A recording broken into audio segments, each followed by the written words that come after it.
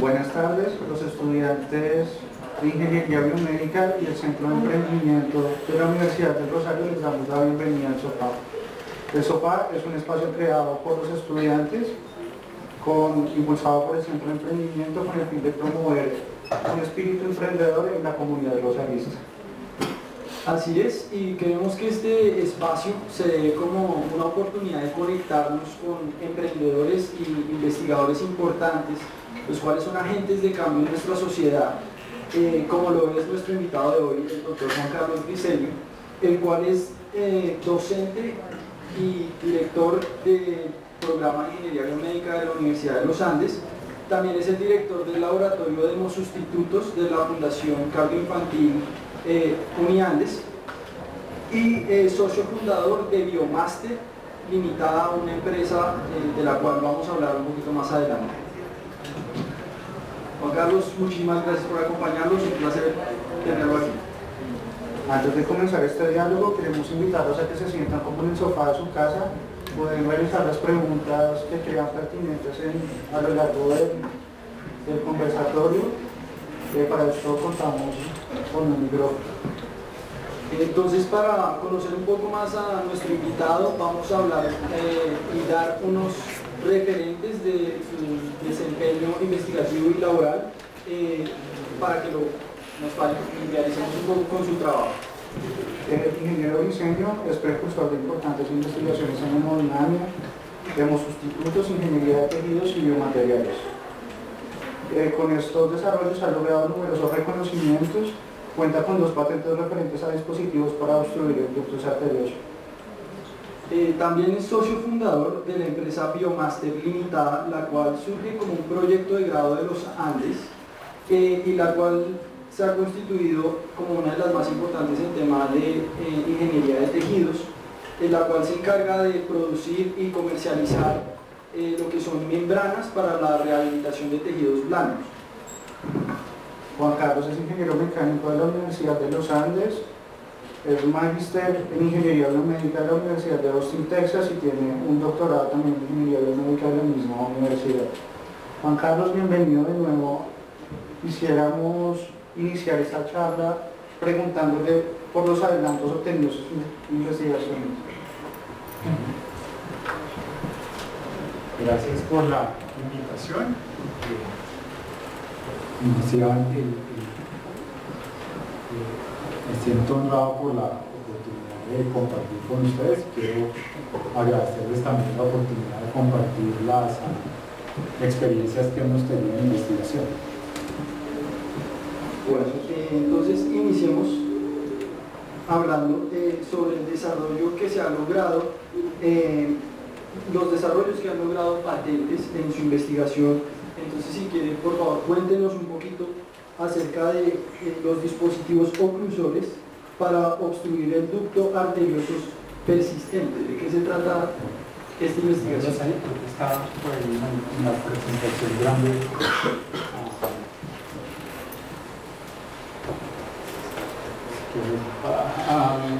Como la 14, pues si bajas un poco más.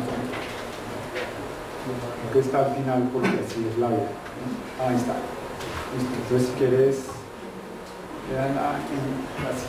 la siguiente. Entonces, este tema es un poquito difícil de explicar a los no ingenieros hemomédicos porque estos dispositivos, como el que ven ustedes ahí a su izquierda arriba, se llaman oclusores cardiovasculares, son dispositivos oclusores. Uno de los clasificación de esos también se llaman coils de embolización. Y el objetivo, como decían aquí los compañeros, es cerrar comunicaciones anormales. Entonces, digamos que es difícil luchar contra el estereotipo porque una vez hablando con un posible inversionista le explicamos el proyecto y le mandamos el plan de negocios y después de media hora de explicarle le decía, pero son stents, ¿no? Son stents. Y entonces, claro, no vaya a hacer plop como Condorito, ¿no? Porque media hora después de explicarle que no, que son dispositivos para cerrar vasos le diga que es un stent que lo que hace es abrir. Pero bueno, digamos que otra vez, y el banquero había leído el plan de negocios y todo, era una reunión muy importante y muy dateada, pero ahí puede que el problema de comunicación sea de uno. Si uno le mandó el mensaje y le escribió y le explica y no entendió, pues puede que el problema sea que no lo estamos explicando bien. Entonces no quiero que me pase eso acá. Estos son dispositivos para ocluir vasos. Entonces el ejemplo con el que inició todo, y ahí hay un mensaje, después van a acordarse de eso, es este ductus arterioso persistente, que está ahí el dibujito, que es en los niños cuando nacen y no se cierra esa comunicación, que es normal en la vida fetal, entre la arteria pulmonar, que está ahí en azul, y entre la arteria pulmonar que está en azul y la... ¿Cuál es la que ya vieron fisiología? Sí. ¿Cuál es esa roja que está ahí encima del círculo amarillo? La aorta.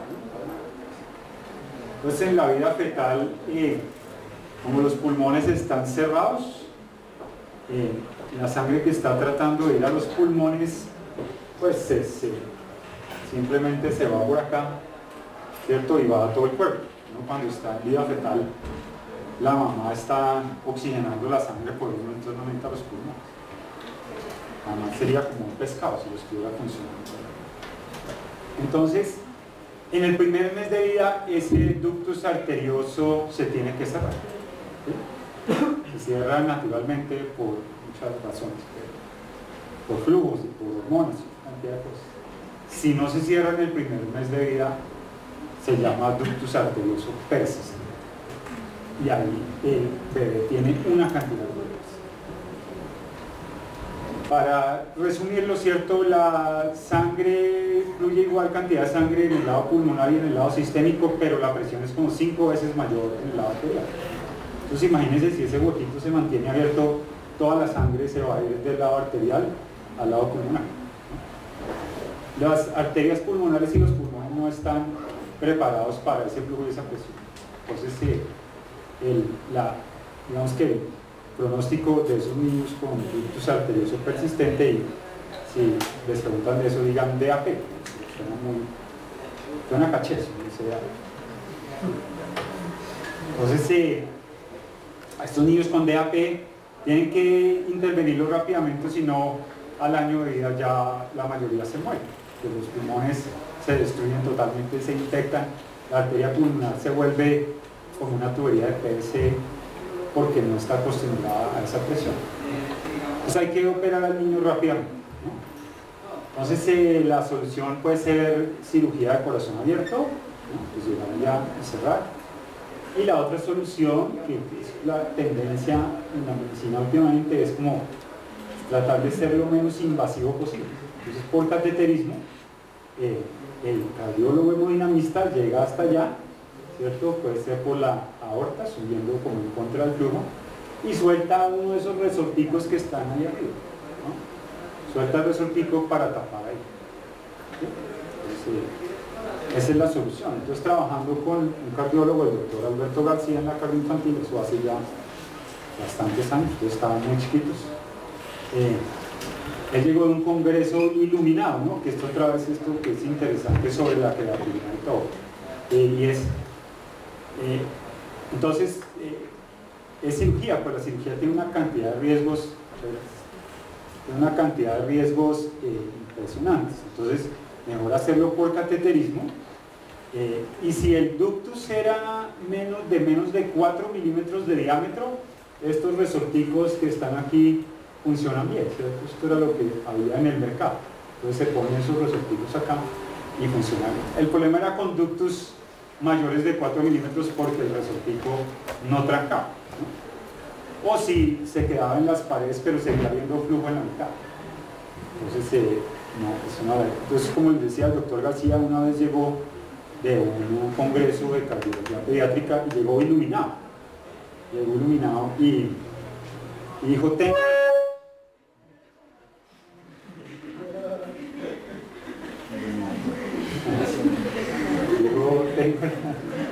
tengo la solución al problema de los niños con ductus grandes, ¿cierto? Y dijo, pues vamos a poner ahí ponemos el coil, ¿cierto? Para que haga el trombo, ¿no? Y tape como el hueco en la mitad, pero ponemos este balón para que se pegue a la pared del ductus y entonces si el ductus es grande se quede ahí pegado y lo otro forma el trombo. Esa era la idea. Y así surgió el primer dispositivo que hicimos, ¿no? Entonces, súper interesante porque era hecho de partes estándar, ¿no? O sea, todo era, yo digo que era como el Apolo 11, ¿cierto? Porque todos nosotros no sabíamos manufacturar nada, ¿no? Esto, ¿alguien reconoce esto? Eso se llama un balón de angioplastia. Entonces cuando, no sé, otra vez, ¿no? Si hay una arteria que está con estrechez, el hemodinamista va hasta la estrechez y la dilata, ¿cierto? Abre el balón ahí, angiovasoplastia, deformación, y deforma la arteria. Entonces esos balones existían y se usaban, y esto es coil de embolización para adultos chiquitos. Entonces, digamos que la novedad del dispositivo era, otra vez, y era novedad por necesidad, era un dispositivo que era hecho de partes estándar médicas. Y eso tiene una implicación porque si algo está hecho de partes estándar que ya se usan en pacientes, es más fácil la aprobación, ¿sí? Pues primero uno no tiene que fabricar nada, ¿sí? Solo coge y ensambla su dispositivo. Pero segundo, la aprobación, que lo que hacemos como ingenieros biomédicos es bastante complicado, es mucho más fácil, ¿no? No es que me inventé un material que va a ser por primera vez usado en dispositivos médicos. Entonces eso detrás de eso hay muchas personas y mucho trabajo. Eso empezamos como en el 98. Yo decía que algunos de ustedes estaban muy chiquitos, no es que no hayan nacido, sino que estaban muy chiquitos. De ahí lo que dicen ellos que fue la primera patente de la Universidad de los Andes, de la Fundación Cardio Infantil, pues mía, del doctor García, ¿cierto? Y ahí el 10% que quedaba de todos esos derechos patrimoniales eran de 2 estudiantes de ingeniería mecánica que participaron en el desarrollo del dispositivo, ¿no? ¿Listo? Pues eso le da mucho orgullo verlo ahí, ¿no? Y digamos, la belleza de esto es que uno tenía que entrar en un catéter, o sea, todo eso estaba desinflado, ¿no? Por eso tiene que caber en un catéter desinflado, el balón desinflado pegado al catéter y los resortes estirados. Y llegar al sitio exacto, igual lo voy a usar ahí el daño, ¿no? Llegar al sitio, soltar el primer coil, ¿cierto? Soltar el pues, o sea, soltarle como la envoltura para que el coil salga, soltar la envoltura otro poquito para que el balón salga, inflar el balón, ¿no? Que se pegue a la pared, soltar otro poquito, que salga el otro coil, dejar eso allá, por eso les digo lo del apoyo, ¿no? Claro, eso tiene que quedar allá, no solo tengo que llegar al sitio, ¿no? Pues el cardiólogo, llegar al sitio y soltar cada parte, procesando todo el procedimiento, ¿no? O sea, soltarlo ahí y después que el bendito balón no se desinflara, porque si se desinflaba se embolizaba, ¿no? Y soltar todo eso, soltarlo del resto del catéter. Eso era como una cápsula ahí al final del catéter. Entonces pues una belleza, pero la enseñanza cuando uno empieza a usar eso es que algo tan complicado tiene muchas formas de fallo, ¿no? Entonces pues a veces nos dicen, bueno, y la patente, y cuándo van a explotar eso, y cuándo entra la plata a la universidad, pero les digo, pues nunca, ¿no? Porque es muy complicado. Entonces, ¿qué avanzas? Sí, entonces nos dieron plata de conciencias para probar ese dispositivo en un modelo animal, ¿sí? El dispositivo original, el balón coil se llama.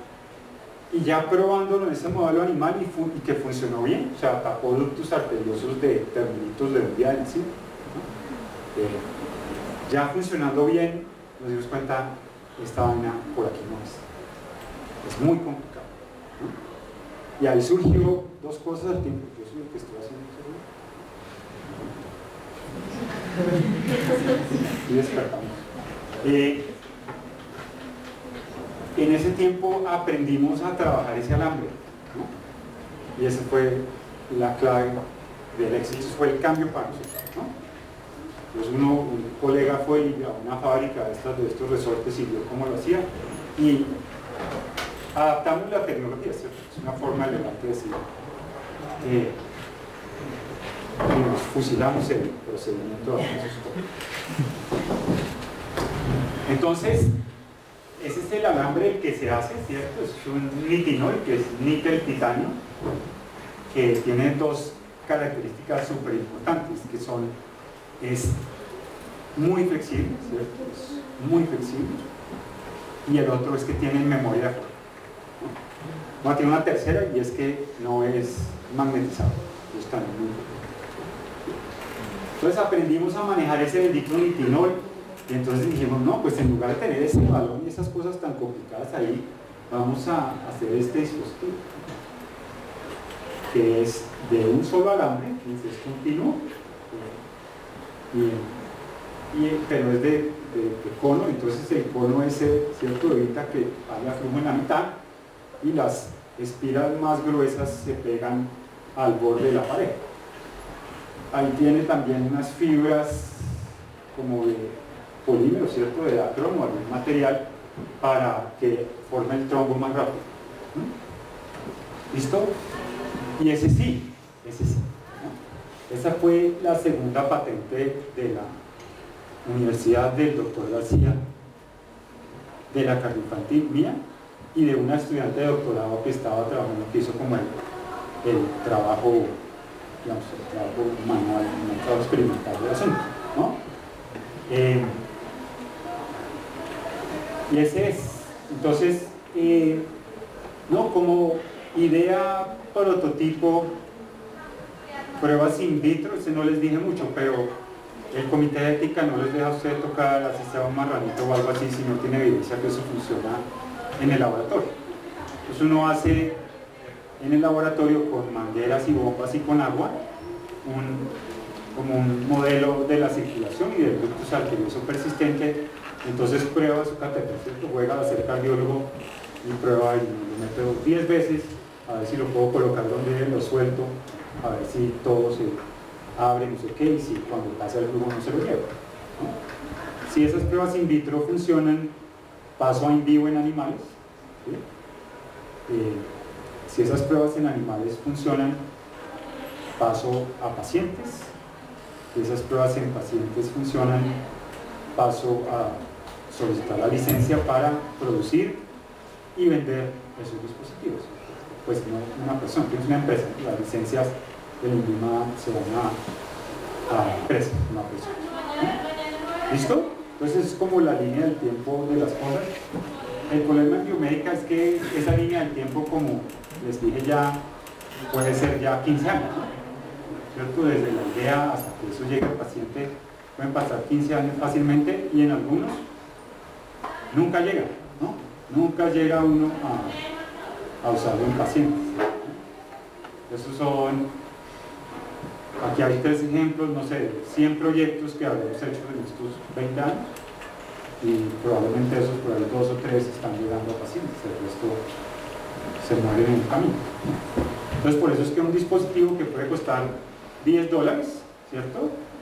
La empresa que lo vende lo cobra a 4 millones, 4 millones de pesos. ¿Sí? Porque alguien tiene que pagar todos esos ingenieros y médicos y veterinarios y todo 10 años ahí quemándose las pestañas a ver si sale. Juan Carlos, otro de los proyectos liderados por ustedes es relacionado con la sangre artificial de hemosustitutos. Sí. ¿Cuánto tiempo viene trabajando en el que se ha logrado con eso? Pasa como, creo que es de 220, 2. Ah, sí, sí, pasa eso, sí. Bien. Este es todavía más tiempo y pasó algo interesante porque al final del doctorado en Texas empezamos a trabajar con estas sustancias que transportaban oxígeno digamos que logramos adaptar la tecnología. Cuando llegué acá, logramos, como tú querías seguir trabajando en esto de los sustitutos y logramos hacerlo. Entonces esto ya van a ser 20 años casi, ¿no?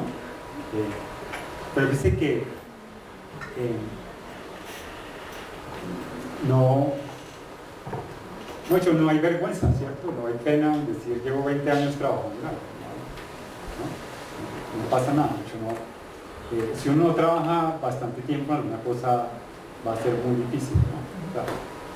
La historia de WhatsApp es una vaina diferente a todo eso. Es un biomédica muy difícil que suceda. Bien, entonces 20 años trabajando en esto y una sustancia que reemplace a la sangre en sus funciones, por lo menos de transporte de oxígeno, ¿sí? Y volumen, básicamente. Claro, estamos vivos principalmente es porque tenemos sangre a suficiente volumen de sangre a suficiente presión para que lleve el oxígeno y los nutrientes. Entonces, lo primero, si uno pierde sangre, es que le pongan agua, ¿no? Para que reemplace, mantenga la presión y mantenga vivo. Entonces, eso más o menos es como 20 años. ¿Cómo detectar problemas sobre los cuales trabaja en ingeniería biomédica? Sí, entonces está difícil. Parece que para eso es mejor como el primer cuento, ¿no? Uno a veces como ingeniero tiene la preconcepción que, como en los libros, ¿cierto? Que está el problema o inventa el problema y lo soluciona y queda contento, ¿no? Pero eso, otra vez, eso va a ser difícil que lo lleve a alguna parte, ¿no? Piense que la interacción en el anterior, la interacción y la participación del cardiólogo es fundamental, ¿no? Porque él es el que está todos los días viendo los niños, ¿cierto? Viendo los problemas de los dispositivos actuales. Entonces, el problema tiene que salir del cliente, ¿cierto? De la persona que está en contacto con los pacientes. Porque eso va a solucionar una necesidad real. Y si usted da toda la vuelta de los 10 y 15 años y soluciona una necesidad real, como que el problema del negocio, ¿cierto? De que si esto va a servir y es útil y alguien lo va a comprar, está resuelto, ¿no? Entonces, los problemas en general tienen que salir de las personas que tienen los problemas, ¿no? Algunos puristas me pueden matar por esto que estoy diciendo, pero sí, pues hay gente que hace modelamiento matemático o trabaja a nivel molecular que va a decir, pues yo voy al hospital y no veo nada, ¿no? Pero para lo que hacemos nosotros de dispositivos médicos es fundamental esta interacción con los especialistas médicos. Entonces eso, y como que si empezamos un proyecto hoy en día, ¿cierto? Si debe empezar un proyecto hoy en día, tenemos que pensar en qué necesidad está cubierta. Espérate, en ese sentido, para seguir con esa misma línea, ¿qué tal te parece a ti la idea de hacer un programa de biomédica entre una escuela de medicina? Les da el acercamiento, yo creo que sí soy yo. Pero no debería sonar porque no estás tocando. Sí te da el acercamiento que necesitas por ese lado. Tienes que asegurarte, como entiendo que es lo que están haciendo con la escuela, de tener también el lado técnico. Yo creo que lo importante, Tony, es la confluencia, ¿no? Necesitas la parte médica y la parte de ingeniería juntas para funcionar. Pues hablando de la confluencia, precisamente en estos proyectos que nos ha mencionado, que le ha tomado aproximadamente 20 años, ¿a qué le atribuye usted el poder haber trabajado en un grupo tan multidisciplinario durante tanto tiempo? Pues eso al principio surge desde la necesidad, ¿no? O sea, otra vez, ¿cierto? Si yo quiero diseñar el dispositivo, o si el doctor tenía una idea, pero los médicos no hacen prototipos, entonces tienen que buscar a alguien que haga el prototipo, y los ingenieros son muy buenos haciendo prototipos. Y para hacer las pruebas in vitro también, ¿cierto? Nos gusta jugar con banderitas, ¿no? Pero de ahí en adelante hasta ahí llegué, ¿o no? Si yo yo soy solo ingeniero hasta ahí. Yo las pruebas en animales, necesito el veterinario para que cuide el animal, para que necesito el cardiólogo, porque pues cuando ya está en la sala de cirugía experimental no hay diferencia entre el niño y el ternerito, ¿no? Y no puede haberla, porque yo quiero que si eso falla es porque el dispositivo es malo, no porque un tegua lo está poniendo. Entonces eso toca, cuando llegan allá los doctores por primera vez a la sala de cirugía experimental y dicen, ¿cómo hago esto? Yo le digo, pues como lo hace arriba, ¿no? Eso es en el sótano.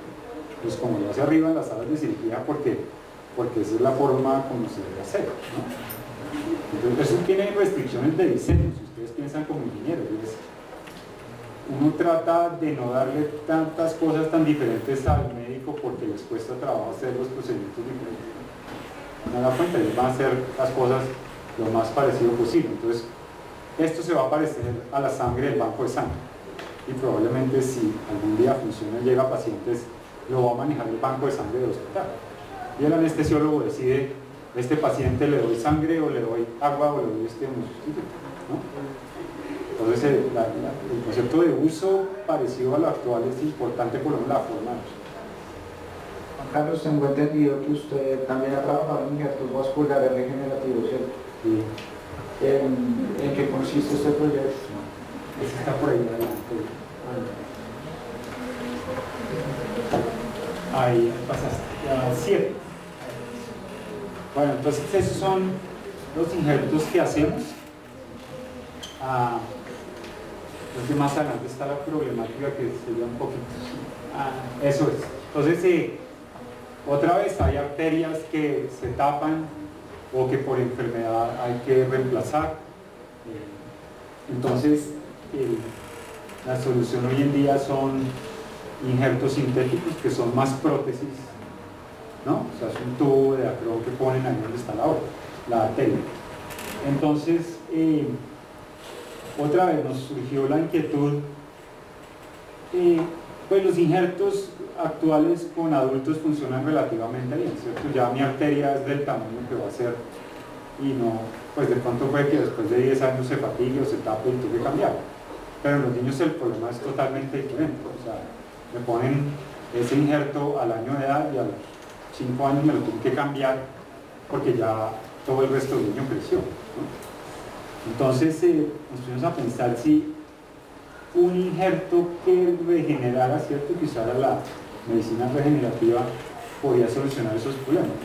En los adultos también sería bueno, porque entonces nunca me lo tendrían que cambiar, ¿cierto? Lo que hace eso es poner una matriz y las mismas células del paciente van a esa matriz y después de 3, 4 meses son arteria nativa, ¿cierto? Se regeneran como una arteria nativa. Entonces ya ahí en principio no tendría que cambiar nunca más, ¿no? Entonces es como la idea detrás de eso, porque si démosle. Esos son los que se usan hoy en día. Démosle. Entonces esos son los que estamos usando, dale un poquito más. Esos son los tubitos que hacemos, ¿cierto? Como somos ingenieros las probamos por allá y vemos las propiedades mecánicas. Démosle. Y eso es como el momento culminante de esto, ¿cierto? Cuando uno ya otra vez ha pasado muchos años y muchas cosas y llega con su injerto y se le pone, este era un ternerito también pequeño, ¿no? Como de unos pocos días de nacido, y esa es la arteria carótida, ¿cierto? Aquí está la arteria carótida de ese ternerito, por aquí está la cabeza del ternerito y le vamos a poner ese injerto, ¿cierto?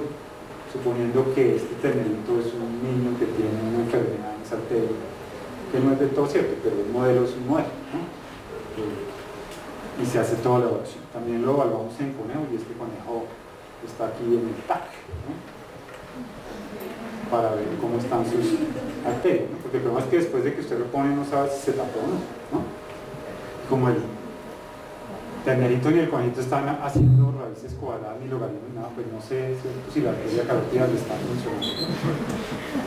Entonces esa es la idea de los injertos regenerativos. Claro, y pues esta investigación trascendió a lo que se llama spin-off, o una empresa que surge a partir de una investigación científica. ¿Cómo se dio este proceso? Si te devuelves, creo que fue al devuelves uno. Eso. Entonces, la historia es al revés, pero bueno. Eso es su mucosa intestinal porcina, que es la matriz de regeneración, ¿sí? Entonces, hace también muchos años, hace más de 10 años, entró a la maestría en ciencias biomédicas, que era entre la Universidad de los Andes y la Universidad de Rosario, un cirujano maxilofacial, y al mismo tiempo yo tenía otro estudiante de la química, haciendo estas matrices, ¿cierto? Viendo cómo a partir de tripa de marrano, básicamente, su mucosa intestinal porcina, podía hacer unas matrices que regeneraran tejidos, ¿no? Y también eso estaba inventado, o sea, eso yo lo vi en una conferencia y el profesor que hizo todas las demostraciones de su vida, me gustaría aprender a hacerlas, ayúdenme. Entonces como que adaptamos otra vez el proceso de producción de las membranas acá, y el cirujano maxilofacial dijo, esto es lo que yo necesito para la regeneración de tejido óseo, ¿sí? Entonces otra vez, ¿no? Ahí no hay, es la conjunción de saberes, ¿no? Entonces, una ingeniera química montando todo el proceso de esa submucosa, ¿cierto? Y un cirujano maxilofacial con la necesidad y las ganas de ensayar. Entonces ahí surgió esa idea, y la tesis de maestría del cirujano maxilofacial fueron los primeros 50 pacientes en los cuales se usó esa submucosa para regenerar más rápidamente el maxilar para poner implantes óseos. Para hacer corta esa historia, si uno pierde un diente, entonces ya no hay estímulo mecánico al maxilar, y entonces el maxilar, el hueso se empieza a reabsorber, ¿sí? Entonces cuando ya uno decide arreglarse ese problema y va al odontólogo y le hace la rayos X, le dice pues que ya no tiene hueso, ¿no? No tiene el diente y ya no tiene hueso, y cómo quiere que le pongan un implante, y entonces toca hacerle un injerto de hueso para regenerar el maxilar. Entonces lo que hizo este cirujano fue coger el mismo raspado de hueso autólogo, no sé si alguno se ha sometido a ese martirio, pero es del mismo paciente, se toma el hueso y se pone ese raspadura de hueso en donde debe haber maxilar para que estimular que crezca maxilar allá. Entonces lo que hizo el cirujano fue coger esta submucosa y hacer como una bolsita, poner el raspado, la raspadura de hueso adentro e implantar eso, no solo la raspadura de hueso, sino la bolsita con la raspadura de hueso adentro. Eso, digamos que aceleró en 30-40% el tiempo de regeneración del maxilar, ¿sí? Y eso se volvió la empresa, que es lo que dicen aquí los amigos, de una empresa que fue basada en investigación, tesis de maestría, tesis de pregrado, y salida de la universidad con tecnología adaptada por la universidad. Pero ahí la clave es como la conjunción de gente, de las personas, de sus saberes, y tal vez lo otro que es importante, ahí tiene que haber un emprendedor, ¿no? Porque si no la cosa no funciona. Entonces tal vez ahí la otra cosa que es chévere es que este cirujano es cirujano emprendedor, ¿sí? Y dijo, yo voy a ser el gerente de esta vaina y pongamos plata y arranquemos, ¿no? Y ahora. O sea, así fue como empezó esa empresa, y los inventores le licenciamos a esa empresa el uso de esa membrana para tejidos blandos, ¿no?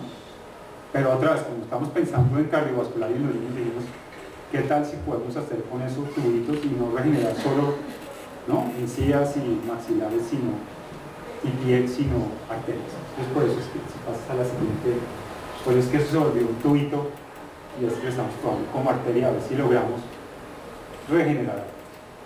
Pero este es el otro mensaje, ¿no? Hacer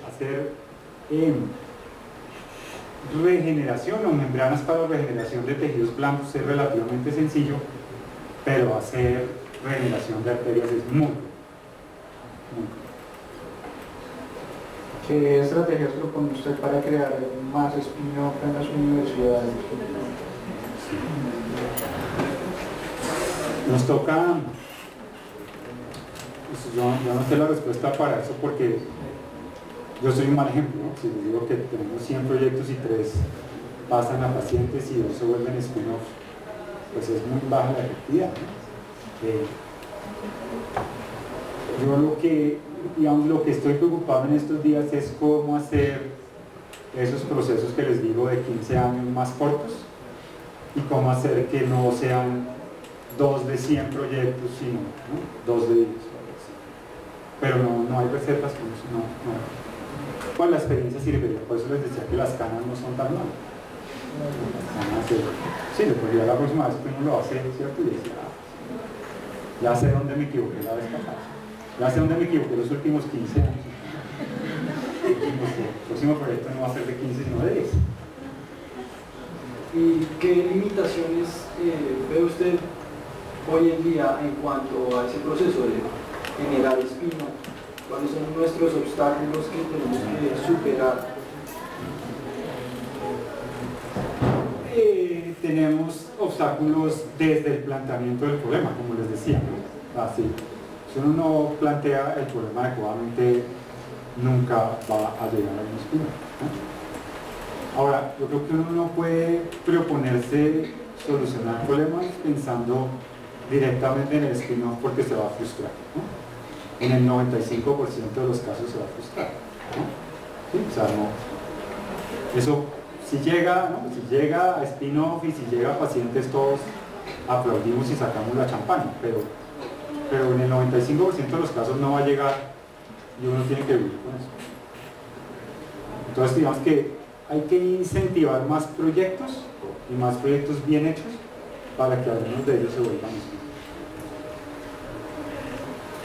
Teniendo en cuenta que una empresa desarrolladora de dispositivos médicos debe lucrarse con la venta de sus productos, ¿no? ¿Cómo se afronta la situación de desarrollar un producto para una población cliente limitada? Yo no he tenido tiempo de leer estas preguntas. Eso se supone que era ensayado, pero yo también no fui ensayado.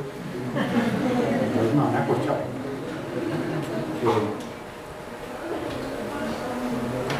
Otra vez. Ahora tiempo. ¿Otra vez? Bueno, teniendo en cuenta que una empresa desarrolladora de dispositivos médicos necesita lucrarse con la venta de sus desarrollos, ¿sí? ¿Cómo afrontar la situación de desarrollar un producto nuevo para una población cliente limitada? Hablamos de Sí.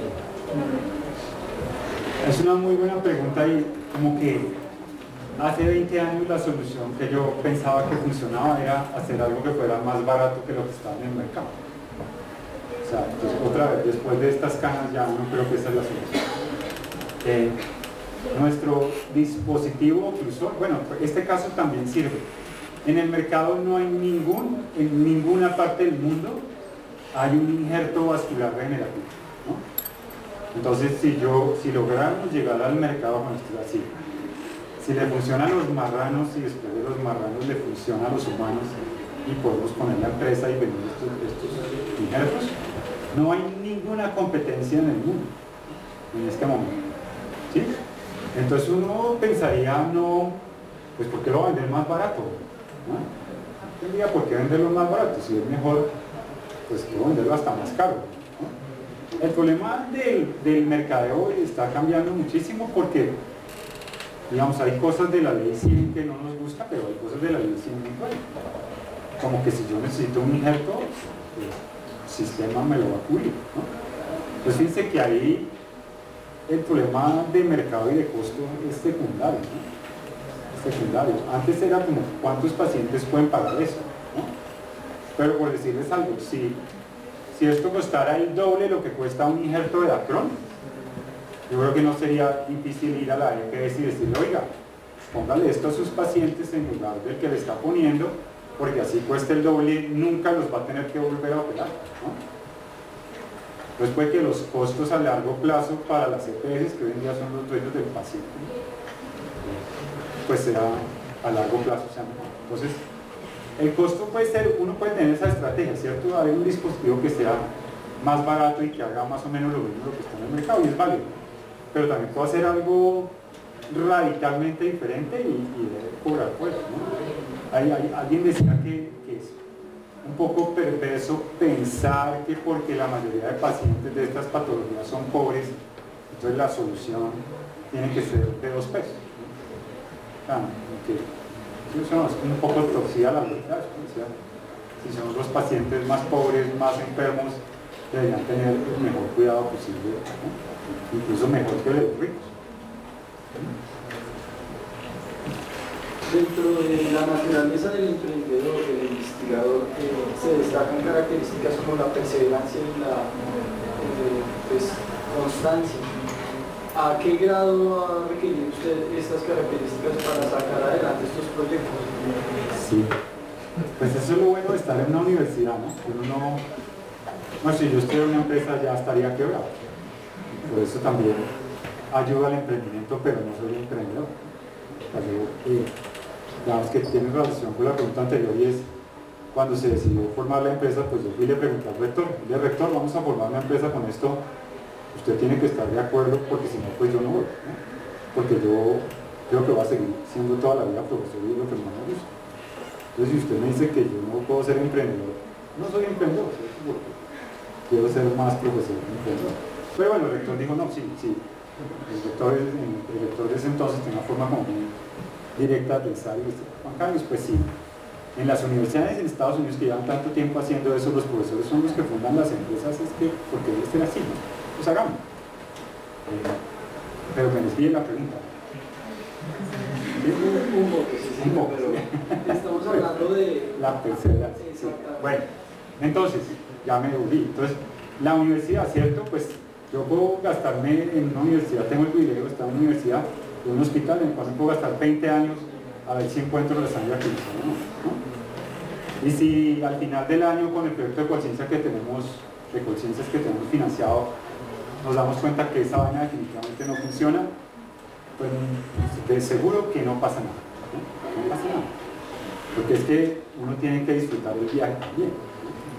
Entonces seguro que, no sé, como 3 tesis de doctorado y como 10 de maestría y 40 de pregrado que se han hecho en el tema en estos 20 años pagan la boleta, ¿no?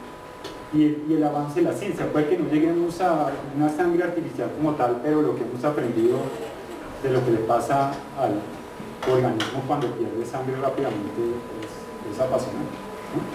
Ojalá lo podamos usar para curar, ¿no? Para tratar, pero no pasa nada. Entonces la universidad le da uno de esos lujos, ¿no? De poder dedicarse tiempos largos a unos proyectos. Ahora también hay que, eso es como un portafolio, ¿no? Cuando uno se vuelve investigador de tiempo, se vuelve como un portafolio, ¿sí? Entonces tengo proyectos que se vuelven spin-off rápidamente, que da plata, que da patentes, ¿no?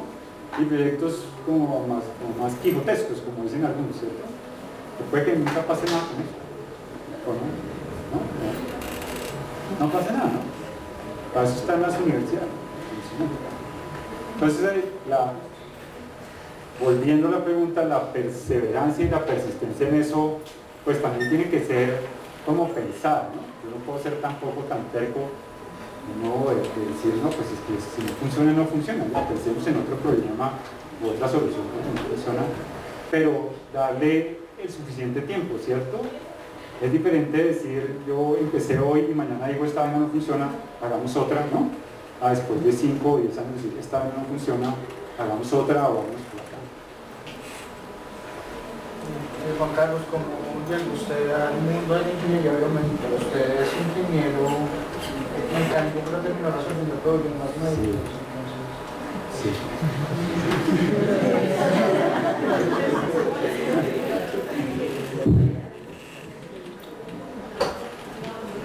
¿Dónde empieza uno con esa pregunta? ¿No?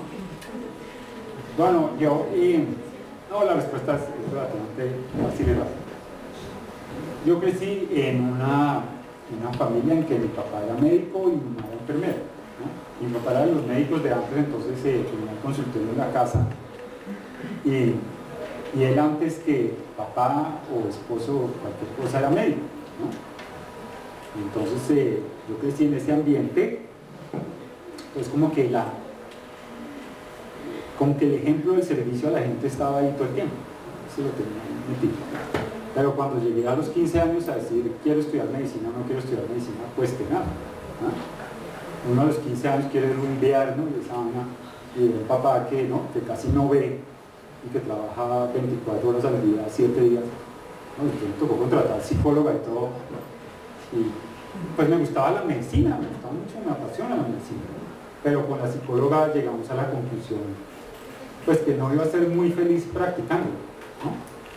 Entonces ahí desistí de la medicina. Entonces entré en ingeniería mecánica porque me interesaba conocer cómo funcionan las cosas, me apasiona, me sigue apasionando entender cómo funcionan las cosas y creo que es una carrera muy chévere para eso, ¿no? Pero la medicina me volvió a coger. Entonces cuando estábamos buscando tema de proyecto de grado, llegó un profesor y me dijo, oiga, estoy trabajando en unas clavos para fracturas de tibia y un primo mío se había fracturado un hueso recientemente, entonces estaría con el problema ahí como en la cabeza y el médico con el que iban a trabajar era el médico que había atendido a mi primo. Entonces le digo, pues a mí me interesa entrar a ese tema, como que pum, ¿no? Pum, todo hizo clic ahí, ¿cierto? Por fin puedo usar la ingeniería para ayudar a las personas y a los enfermos, ¿no? Y eso fue como la revelación de esa vaina y fue como en octavo semestre, yo ya estaba tomando materias de industria, yo estaba desesperado, no sabía qué iba a hacer, no me veía como ingeniero mecánico normal, ¿no? Entonces en ese momento hizo clic la vaina y de ahí ya no hubo vuelta atrás, ¿cierto? Después trabajando en proyectos como asistente, pues la tesis, en proyectos como asistente grabado, y cuando trabajé con un profesor en los Andes de los pioneros en esto, yo dije, yo quiero ser como él. Entonces fui y estudié y ya no, otra vez no hay vuelta atrás y la parte cardiovascular, habiendo empezado en ortopedia, la parte cardiovascular me atrapó, ¿no? Y ya, pues sí estuve 6 años en Estados Unidos y todo, pero todos los diciembres venía a la casa, a la universidad, al hospital, ¿no? Entonces como que fue muy fácil la decisión cuando acabé de volver, ¿no? Y pues estoy en un sitio otra vez, tengo la universidad, el hospital donde puedo hacer lo que quiero. Yo soy un privilegiado de poder hacer lo que quiero y de, ¿no? Estar muy contento de poder ir cada día a trabajar y hacer las cosas. Y la salida gratis, ¿no? Por fortuna no tengo que hacerlas gratis, pero la salida gratis. Yo puedo ir a trabajar gratis siempre. Eso es muy importante, ¿no? Poder hacer uno lo que le gusta es... Yo tengo muchachos hoy en día yendo a decir, ¿será que estudio ingeniería biomédica? Yo le digo, pues, por mí chévere, ¿cierto? Chévere por el departamento que estudio ingeniería biomédica, pero lo más importante es que piense qué es lo que le gusta hacer, porque el resto va a ser muy difícil uno, ¿no? 30 o 40 años dedicado a algo que no es lo que más le gusta. Bueno, hemos venido hablando un poco de los equipos interdisciplinarios y de la interacción entre ellos. Pues usted ha tenido la oportunidad de desenvolverse en esferas académicas y de investigación e incluso nos menciona su experiencia de vida, ha estado involucrada en diferentes disciplinas. ¿Cómo ve usted el gremio de la ingeniería biomédica hoy en día en Colombia? O sea, ¿qué opinión se tiene? ¿Cómo se le ve desde otros puntos de vista, otras disciplinas? Bueno, pues la ingeniería biomédica tiene mucho futuro y tiene los problemas que llaman los dolores del crecimiento. Hay problemas, digamos, hay todo el potencial. No sé si ustedes han visto, a veces sale en el periódico que es la ingeniería mejor paga o lo que más necesitan, ¿no? Entonces los periodistas a veces no saben mucha estadística, ¿no? Para saber, pues, claro, si hay 2 puestos, ¿no? O hay 2 hospitales que pagan bien y se están grabando pocos ingenieros, ¿no? Y están empleados, bla, bla, bla. Pero bueno, el caso es que hay mucho potencial para la ingeniería biomédica, mucho más en los países desarrollados que en países como el nuestro, porque no tenemos una empresa, ¿cierto? Un sector empresarial, industrial de dispositivos, no es que se requiere un trabajo lo suficientemente fuerte para absorber, digamos, a personas como ustedes cuando se gradúen. O sea, que hacen falta emprendedores. Entonces, ese es el enfoque que habría que hacer. Pero también con las empresas que existen, hay que decirles, oiga, pues es que aquí hay buenos ingenieros, podemos desarrollar esos dispositivos acá y no en Alemania o en Estados Unidos. Entonces ese es parte del problema. Hay otro problema en el que Tony ha estado también envuelto y es lo de organización y reglamentación de la profesión, porque desde hace 5 años, Tony, a nadie le importaba el pregrado en ingeniería biomédica y hay de todo, ustedes sabrán, hay programas de todo tipo y calaña en este país. Por eso es muy importante que universidades serias como esta estén en ingeniería biomédica, ¿no? Entonces, particularmente para los Andes eso fue una oportunidad, ¿no? Uno miraba los programas que había hace 5 años y decía, yo corro, como dijo algunos, yo llevaba 5 años pensando en ingeniería biomédica, pero viendo la oferta nunca fui capaz de pisar una universidad, ¿no? Entonces, fíjese que esto ya es un cambio, que haya universidades de alta calidad ofreciendo este programa.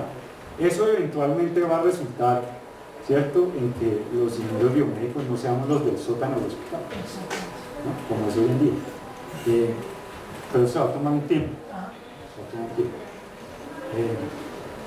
Y otra vez, la reglamentación y la organización de la profesión también es un tema que nos va a tener ocupadísimo estos 2 años, porque miren la oferta: hay ingeniería biológica, bioingeniería, ingeniería biomédica, ¿no?, tecnológico, técnico. Entonces hay un rollo ahí complicadísimo con eso, que otra vez universidades serias y profesionales serios como van a ser ustedes son los que tienen que hacer el cambio.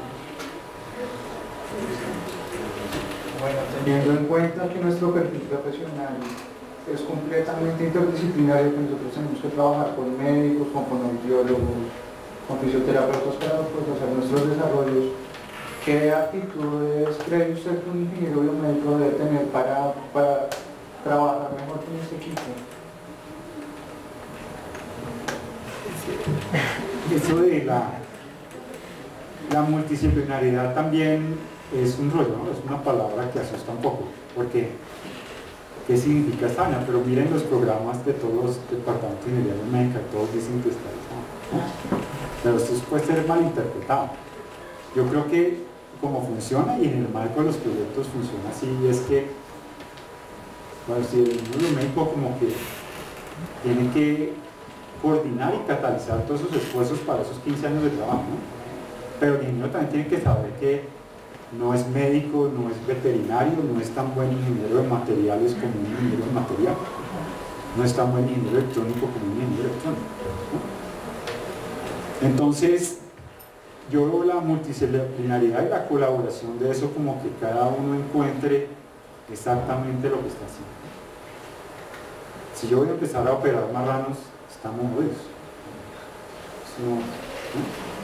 Eso no es para lo que estoy entrenado ni es lo que sé hacer, ¿no? Lo mismo que les decía, probablemente si el cardiólogo va a hacer los prototipos y todo, pues no va a salir muy bien, ¿cierto? No está entrenado para eso. Entonces es como, ¿cierto?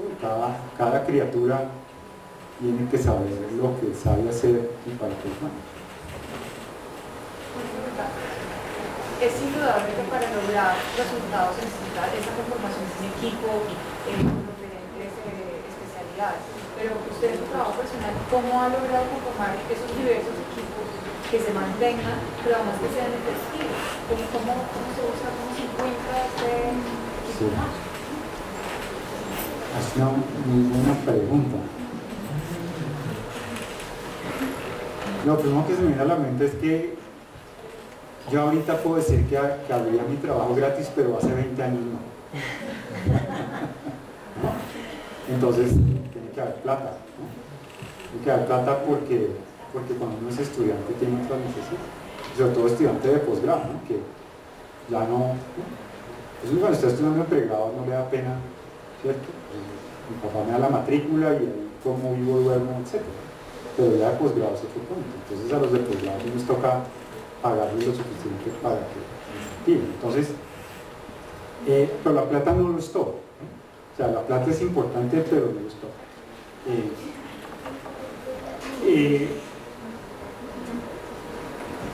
Yo no tengo la respuesta a eso, pero algo que caracteriza el grupo de investigación que tenemos es que la permanencia de las personas es muy larga. Es eso que está diciendo.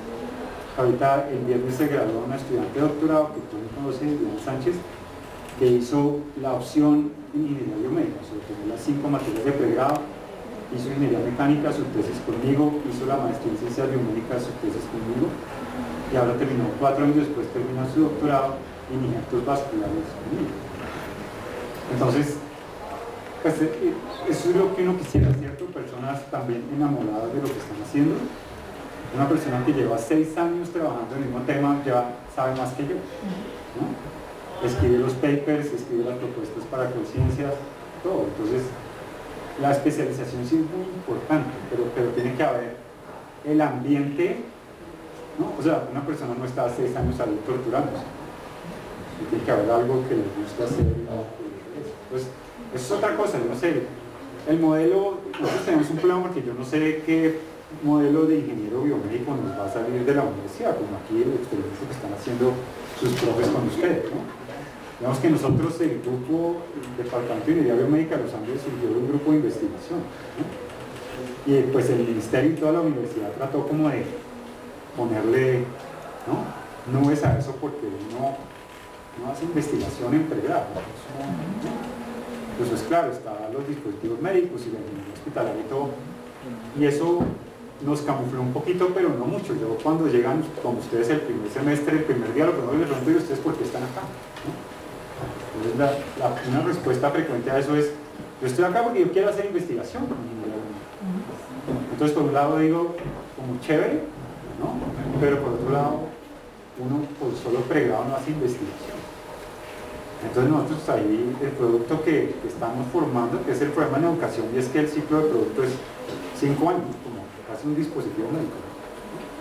En 5 años vamos a ver si lo que estamos haciendo está bien, y de los puestos que ustedes consigan y que se desarrollen y eso, vamos a ver qué estamos haciendo bien y qué estamos haciendo mal y cómo tomar correctivos. Entonces, mientras tanto, ustedes son los ratoncillos de laboratorio, pues muy inteligentes y todo, seguro que les va bien, ¿no? pero están en la prueba, en medio de la prueba. Bueno, y hablando un poco sobre el tema de la educación, ¿cuál diría usted que es el enfoque del programa de la Universidad de los Andes y cómo ese enfoque responde a las necesidades de nuestro país hoy en día? Pues hablemos un poco de las necesidades que ha generado el conflicto y pues las limitaciones que hablamos anteriormente de la inversión en la investigación.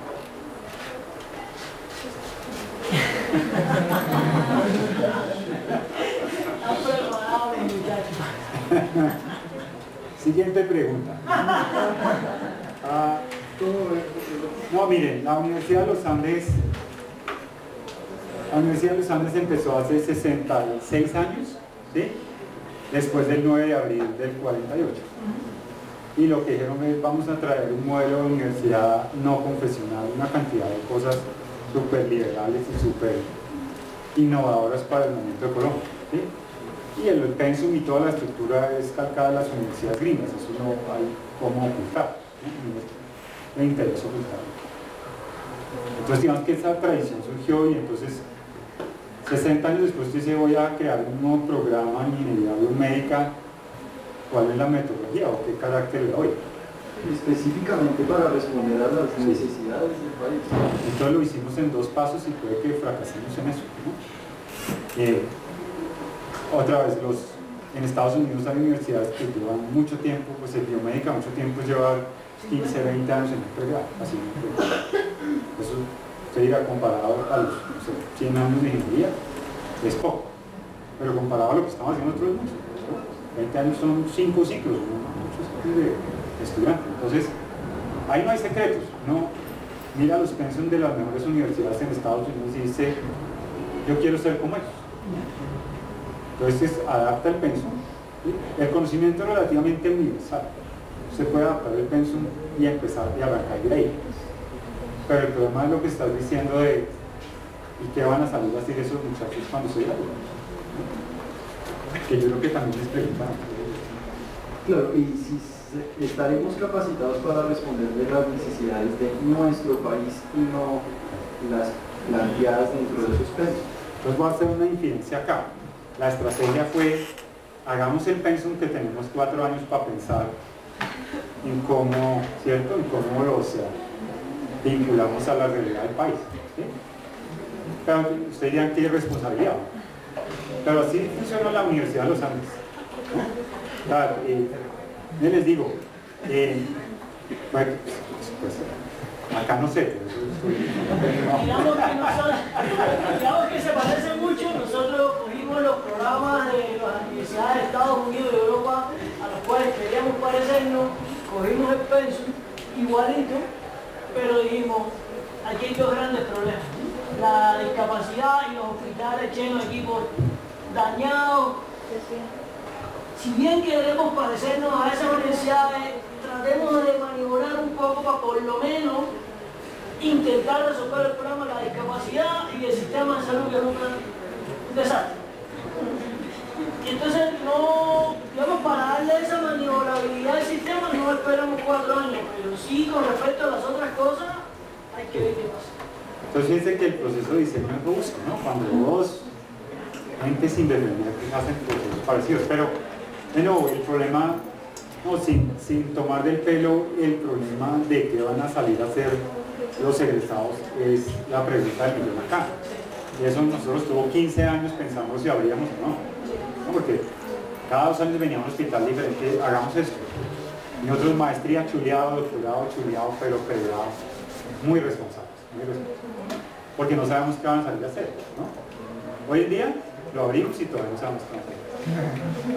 Pero el rollo es diferente, porque entonces tenemos toda una infraestructura y está el emprendimiento, está la relación con las empresas. Entonces tenemos una persona de tiempo completo buscando pasantías, puestos para los egresados, ¿no? Buscando intercambio, buscando todo lo que necesita para hacer eso, ¿no? Dentro del programa. Dentro del programa. ¿Cuántos profes tienen ahora? 5. Y vamos a hacer 7 en año y medio. Sí. Como 6 y vamos a hacer 8 en año y medio. Sí. Les cuento una anécdota de eso que también dice la internacionalización del conocimiento, ¿no? Como dice Tony, la rehabilitación nosotros lo vemos más desde el campo de biomecánica del movimiento humano, ¿sí? Más o menos lo que yo hice con las tibias y los clavos y eso. Pues ahí seguían llegando estudiantes a que los asesorara y yo me sentía en tegua, ¿no? Pues yo, bueno, pues sí, yo quiero mucho esa vaina, pues yo no sé eso, ¿no? Entonces buscando un profesor en eso y nada que lo conseguíamos, y decimos, abrimos una convocatoria internacional para contratar un profesor en biomecánica del movimiento humano, ¿no? Y nosotros decíamos, no, pues va a llegar el profesor de la Javeriana, ¿no? Llegaron 15 hojas de vida a todo el mundo, ¿no? Entonces hicimos un comité de selección y usted coge, piensen que ustedes quieren el mejor profesor de biomecánica, ¿no? Lo hacen en su tablita de Excel, ¿no? Con qué es lo que tienen que hacer, ¿no? Que con tantas publicaciones, tantas patentes que han enseñado estos cursos, y le pone puntos y suma, ¿no? Y ¡chum! Lo que dio, ¿no? Y llega y hacemos eso y da un profesor coreano. No. Entonces, bueno, entonces ya ahí el comité de selección ahí me lo soltó a mí o no, me soltó los 3 mejores y dijo, y ya, bueno, hice la entrevista a los 3 mejores por Skype, ¿no? Esto que 2 colombianos y 2 coreanos. Y este coreano, tiene que hacer una presentación de 10 minutos con esto, y esto, ¿no? Cómo va a enseñar, cómo va a investigar, cómo ve la universidad, tal. Hizo una presentación de 9 minutos 59 segundos, tema por tema, lo que se le pidió. Todo así. Mira la tabla de Excel y da el mayor puntaje que puede hacer. Entonces, profesor, usted se ganó la convocatoria para ser el profesor de biomecánica en la Universidad de los Andes en Bogotá, Colombia. Usted no habla español, nunca ha venido a Sudamérica, pero se la ganó. Bien.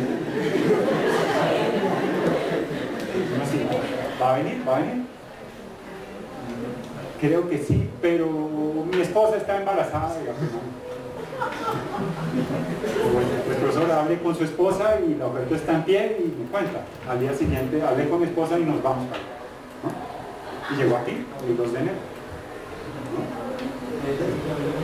Yo quiero complementar una cosa que se está diciendo, y desde la Universidad de Rosario también se está encontrando mucho tema de emprendimiento para todos los programas, y precisamente como vamos a impulsar un énfasis de emprendimiento donde todos los estudiantes de los programas de ciencia biomédica van a poder hacer énfasis a través de electivas en temas de emprendimiento también para poder enfocar un poco más la disciplina que se están formando. Sí. Mira, ¿cómo estamos haciendo eso nosotros? Lo que les digo de la carreta de exponerse a los problemas médicos desde el primer día. Entonces, en introducción a ingeniería biomédica, van al hospital, ¿cierto? Por grupos. Y dicen, unos van a urgencias, unos van a ortopedia, otros van a ingeniería hospitalaria, ¿sí? Doctor o ingeniero, ¿qué problemas son los que tiene acá? ¿No? Pues le dan la lista de problemas, hay un método de observación. Hay algunos, la respuesta más frecuente a eso es que no me pagan lo suficiente, ¿cierto? Y la ingeniería biomédica no tiene la respuesta para eso. Entonces, doctor, afinemos la búsqueda, ¿cierto? De los problemas que tiene, cuáles necesitan tecnología, cuáles requieren un ingeniero biomédico para solucionar. Y de ahí partimos.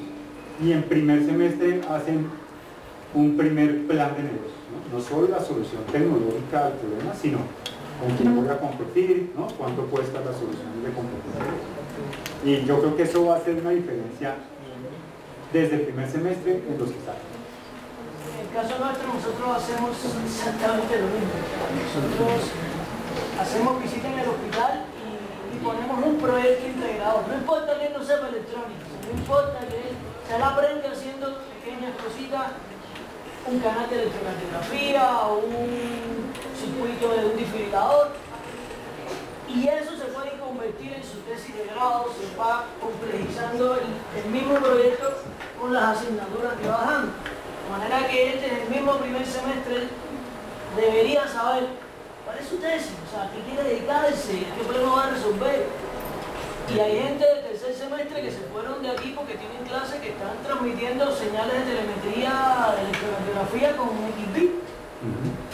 Tercer semestre, que todavía no saben bien electrónica, están dando a la programación, pero es que la biomédica, fíjate que él ha aprendido equivocándose y haciendo.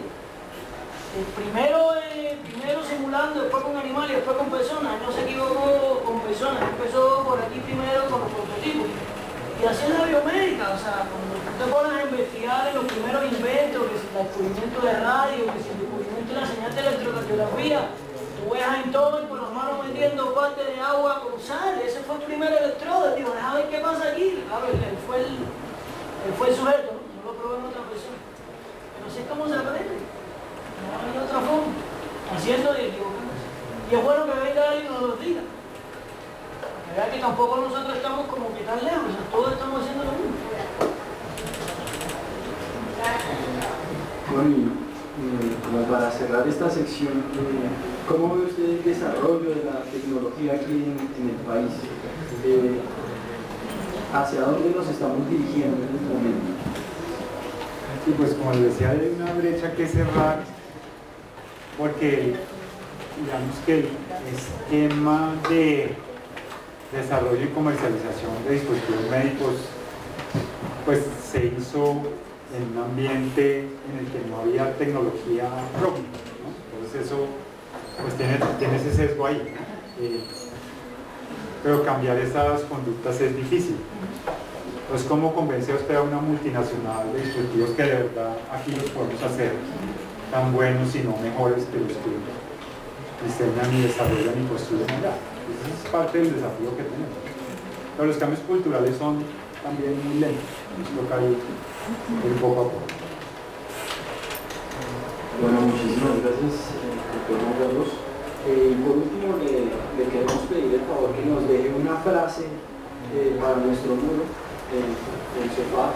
Si quiere, por favor, acá en esta cartulina, nos puede dejar un mensaje para la comunidad rosarista y, pues, sintetizando todas estas ideas de las que hemos hablado, del emprendimiento y, pues, del futuro, del brillante futuro que nos espera a los biomédicos. Así lo haré.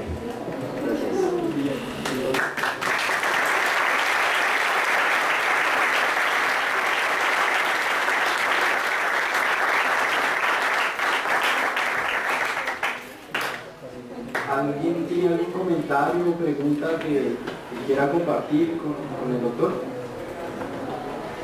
¿El emprendimiento podría ser generador de empleo calificado para la ingeniería biomédica? Sí, yo no sé cuántos, o sea, otra vez, cuando nosotros estudiamos nadie hablaba y algunos salieron emprendedores. La apuesta ahorita es, si ustedes están expuestos a emprendimientos desde muy temprano en su carrera, cuántos vamos a mejorar ese porcentaje, ¿no? Tiene que ser así porque si no vamos a terminar trabajando en cosas que no tengan que ver con ingeniería. O sea que el emprendimiento, hay algunas cosas, ¿no? El emprendimiento es una de las variables fundamentales, lo otro es, como les decía, cambiar la forma de pensar con las empresas de las multinacionales en el dispositivo. Y ya está pasando, ¿no? Algunos ya están poniendo centros de investigación y desarrollo en países como en este o en países como este. Estamos hablando de que es difícil pensar en iniciar si no hay plata. Entonces, existen fondos, instituciones para donde Sí, pero la plata, digamos, para lo que decía era para la conformación del grupo. Miren que hoy en día, si ustedes tienen una buena idea en la fase de prototipo, este país es un país rico. O sea que sí, les voy a dar como para que se den la idea de los montos y algo, ¿sí? Pero un proyecto de estos, digamos, no cardiovascular, no invasivo cardiovascular, porque esto le multiplica todo como por ahí, ¿sí? Pero un proyecto, no sé, un desarrollo en medicina regenerativa no cardiovascular. Entonces dice, bueno, vamos a gastar 300 millones en el desarrollo y necesito otros 300 millones para empezar la empresa. Claro, yo dice, pero 600 millones, pues ya me jodido. Pero no, si usted dice, bueno, tengo el médico, tengo el hospital, tengo la universidad, todo, ¿cierto? Puedo hacer un fondo y digo yo, 600 millones de a 20 personas son 30 años. ¿No? Ya se ve mejor, ¿cierto?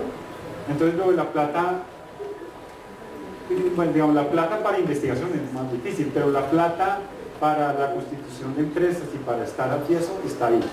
Eso no sé, este país tiene plata para hacer eso, ¿no? Y otra vez han visto, hay banqueros que no saben qué hacer con la plata. Entonces los bancos de inversión hacían proyectos díscolos y eso funciona. No, conseguir la plata es parte del problema, pero no es el principal problema. Es más difícil sacar adelante un emprendimiento con una solución mal planteada o sin base. Eso sí es muy pegado, ¿no? O sea, vender Coca-Cola es muy fácil, ¿no? ¿Cierto? O sea, hacer un buen producto, eso sale adelante, ¿no? Pero sin un buen fundamento, de nuevo, que viene desde la formulación de la pregunta, es muy difícil. Yo creo que ese es un primer problema. Y el segundo problema que nosotros, los ingenieros, tenemos es que no sabemos escribir y plantear proyectos. Tenemos que trabajar en los programas, ¿sí? Nos tienen que enseñar a transmitir la idea, nos tienen que enseñar a escribir la idea, nos tienen que enseñar a defender la idea.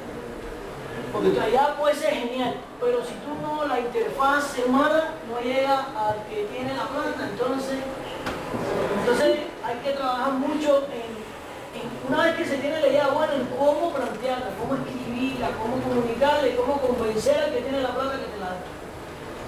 Y eso yo creo que es la otra parte que falta, sobre todo nosotros que somos revisores de proyectos de conciencia y a veces o sea, la idea es buena pero no está bien escrita. Entonces uno no sabe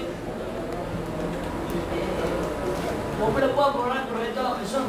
Imagínense un banquero que la plata esté. No te doy la plata porque a mí no me queda claro lo que quieres hacer. O sea, hay que trabajar en eso. Porque plata sí yo creo que hay. Yo no sigo con otro feo. Hay bastante plata. Colombia es un país muy rico. Muy rico. Yo quiero aprovechar, pues ya que estamos hablando de estas cosas para hacer propaganda del semillero de investigación que tenemos acá.